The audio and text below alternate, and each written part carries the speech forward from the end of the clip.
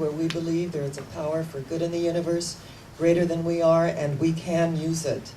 And that I want to welcome you and just acknowledge that we are all here by divine appointment, that nothing happens by chance. Before they call, I will answer, and while they're yet speaking, I will hear. That is the ear of the universe that is prompted by our most dominant thoughts. So we showed up on this beautiful Palm Springs morning looking through the energy field that there really is good weather, and we accept it here and now. And that as I speak to our viewing audience, I acknowledge that you tuned in at this moment to open the space to allow God to do what God does best by means of you. And as we come together to look at, do we believe in a God of love or a God of fear? And it's so interesting because many of us were raised with this God of fear, this Jehovah, this vengeance is mine, saith the Lord, kind of energy. But if we look at our sacred mythology, that Moses brought in the law.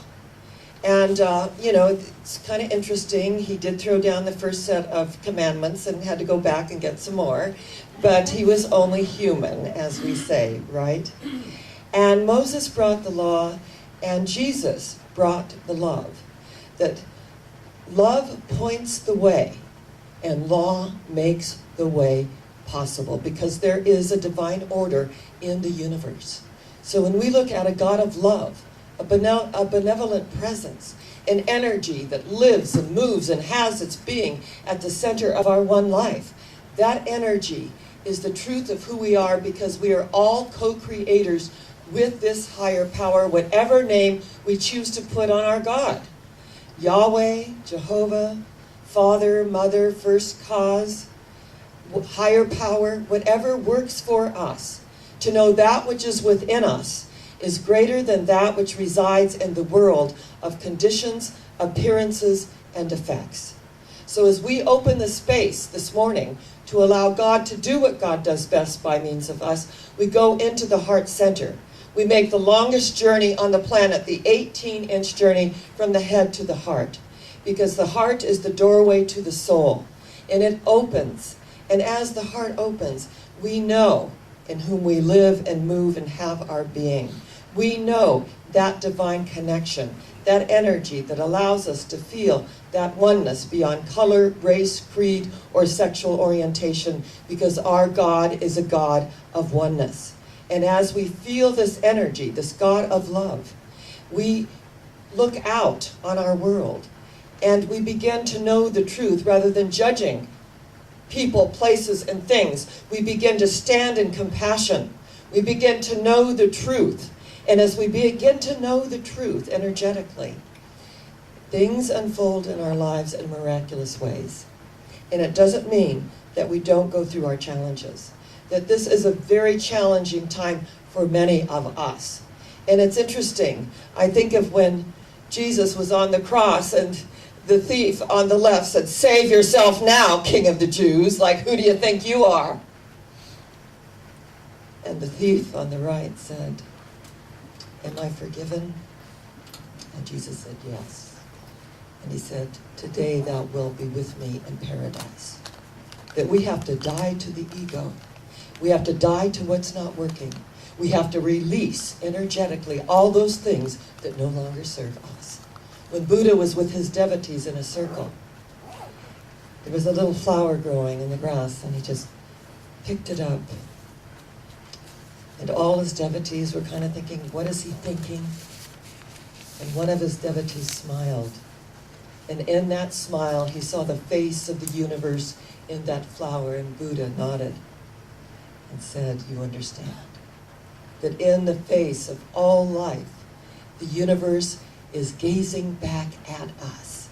And so when we look at our God of love and the energy of the presence that is within us and the connecting with one another through that presence, rather than the God of fear. And every time we look outside ourselves, every time we buy into the economy, every time we buy into the political situation that has been going on for thousands of years, incidentally, since, Caesar, right, and Brutus, it's been going on forever, that we transcend that. We rise above that, and we realize this day in whom we live and move and have our being, that we look through the appearances of those things that are being expressed. And we take ourselves out of the law of averages and place ourselves within the law of individual selection that says, God and I are the majority. This is what I believe in. I believe that there is an energy that works for me. I believe that people are basically good. Oscar Wilde said, I'm a paranoic in reverse. I believe people are plotting to make me happy. I love that. People are plotting to make us happy. And when we open our hearts to that, we find that people, places, and things that come in are basically good, and we go with that intention. And we are that intention. We attract that into our energy field. I heard an absolutely hysterical story about Connie and Evelyn. And they're two elderly women, and they went to a flower show, and they go to the flower show every year. And they've been going to the flower show for 50 years. And Evelyn turned to Connie, and she said, here's this boring flower show again. She said, for $10, she says, I take off all my clothes and streak through just to get a reaction. And so Connie gets in her, her purse, and she gives her a $10 bill and says, you're on. So dear Evelyn begins to, disrobe and take her clothes off, and she's a little bit shaky. And so she gets them all off, and then she kind of trots, because the days of running are kind of behind her, but she kind of trots through the flower show auditorium, and there were cheers and applause, and there was whistles, and there was amazing stuff going on. And finally, she came out and they could still hear the crowd applauding. And she said, oh my gosh, I've got $1,000. She said, what, $1,000? She said, yes, I won first prize for the best dried arrangement. I thought, you're working it, honey. You're working it. Energetically, we move beyond age. Energetically, we move beyond the appearances that would keep us stuck. And that even if it's a flower show, right?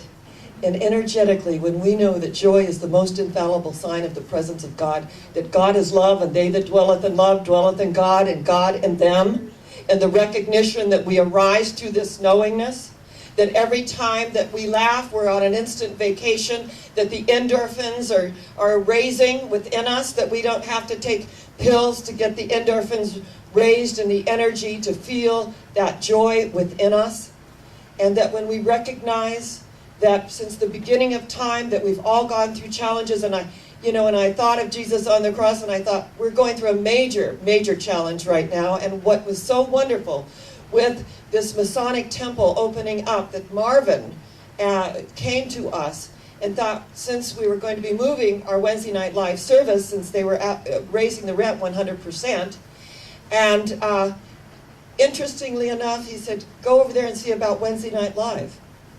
And what I know is that we had to change the time of our service to accommodate more films, and that we have to be out 3 times a year. And so I was speaking to the representative and, just sharing some of my considerations about Sunday. And he said, well, Sunday would work. So we went over and we saw, it was just as I envisioned it. There's a very sacred space at the Masonic Temple because they practice rituals and the energy of that deep, deep prayerful knowingness. And if you've studied them, you know that they're an esoteric order. And they do a lot of good in the world. My grandfather was a Mason. And so as we went through, it looked just as I envisioned it. And what was so wonderful about this opening up is that it's going to be $600 less a month that we're paying here at the Camelot. So all of these benefits, it looks like one thing, but then something else opens up, and energetically, you move into it, and it's a step up. And what I love about the universe is that when we knock at that door of opportunity, knock, guess what? And the door shall open unto you. Ask, and ye shall receive. Seek, and ye shall find. But when we knock, we take action. We knock, we take action, and we put it with intention, because you put the works with the faith, and the demonstration is there. And this is why I love our way of life, is that every single moment we can recreate our experience. So sometimes we feel like we're on the cross. You know, we can hear the words, "Where's your abundant God now?" Huh? Right where I am. And I open myself to that abundance of the universe. I open myself in a way that I've never opened myself before. And in this recognition, in this sacred science, there is a vibratory frequency, and that we are all vibrating at various frequencies in our lives. And that there is a string theory, that there is a God particle within us, and that particle is filled with light.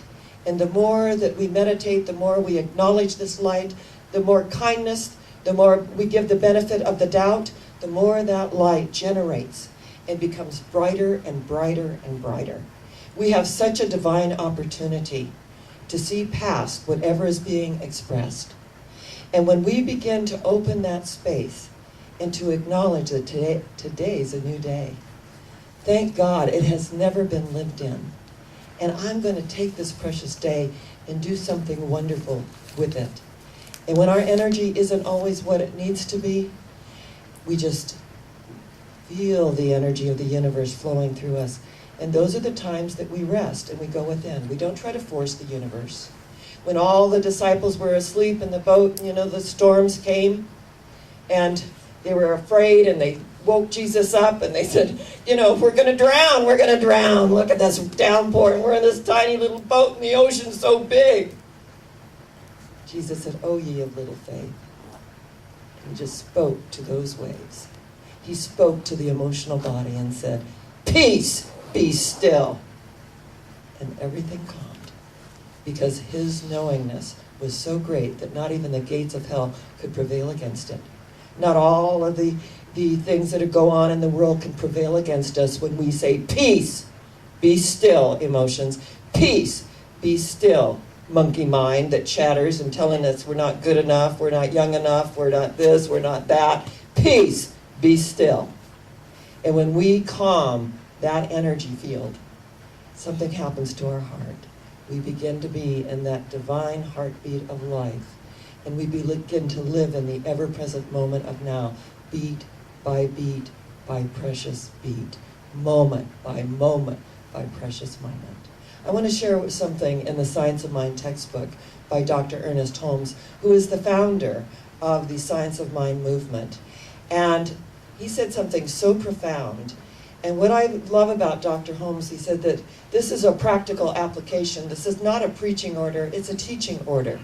You give a man bread, you feed him for a day. You teach him how to plant, you feed him for a lifetime. And I loved what he said here. He said, free yourself, absolutely free yourself forever from the thought that God may be pleased by a life of sacrifice, that the world is any better because of your misery, or that righteousness is more perfectly expressed through poverty than abundance. Know that the greater abundance of every good thing which you are bringing out in your life, the more perfectly you are satisfying the divine urge within you.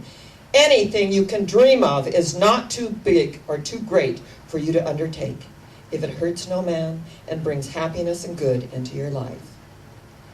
Know, at this moment, that there is nothing that's too big, but the mind of man and woman can believe, the mind of man and woman can achieve. That as we move through these appearances that come up, and we look back on them, we think those were the very things that absolutely strengthened us. And if you feel like your life is upside down, maybe, interestingly enough, I call it the breakdown for the breakthrough. When things fall apart, they fall together at a higher level. Rumi said, if you've fallen upside down, maybe that's a better perspective for that moment. And when we look at all the perspectives that are given to us, and we acknowledge that someone can hold up a flower, and we see the face of the universe. We see the face of the universe in that flower, and there's a knowingness of our oneness. There is a knowingness that there is a peace that moves beyond all understanding. And when we really get that spirit of oneness within us, when we really open the space to allow God to do what God does best by means of each and every one of us, we realize that we are co-creators with God. I put something on Facebook, and it was hands, and light was coming out of the hands, and it said, what if you really knew how powerful you really are? And Dr. Marian Levine wrote, that's really scary. for some and wonderful for others. And I said, it's only scary if we're outer directed. It's only scary if we're looking outside of ourselves. But the moment that we realize that we have a choice, that is the moment of enlightenment. That is the moment that we open to realize that we are co-creators with a power and a presence greater than we are. And the more we open to it, the more we become it. Dr. Ernest Holmes said, when you find a higher consciousness, you find a higher God. Because we are growing and unfolding in miraculous ways every single day of our lives. And when it is 6:30 on the evolutionary clock, we've done our spiritual work. There's no going back to the way that it used to be. No backsliding into the old energy fields, looking outside of ourselves, blaming and criticizing and doing all the things that the ego does. There is a recognition that we arise phoenix-like from the ashes. And we've experienced a lot of ash fall in the Palm Springs area with the fires. I've blessed the firefighters. I've blessed the animal sanctuary. I bless the energy that goes out. But we know the sacred ash comes, it settles, and things are nurtured. Things are fertilized through the sacred ash.